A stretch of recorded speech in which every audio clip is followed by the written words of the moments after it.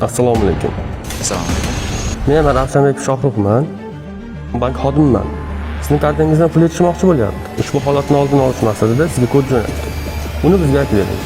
567 891.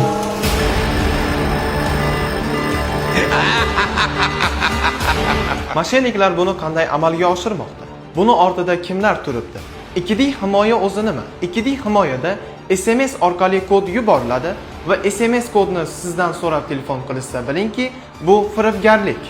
3D himoyada esa bunda SMS kodni o'rniga sizdan Face ID, PIN kod yoki barmoq izi talab qilinadi. Firibgarlarga aldanib qolmaslikning eng maqbul yechimi o'zingizning shaxsiy ma'lumotlaringiz va login parollaringizni hech kimga aytmaslikdir. Sog' bo'ling.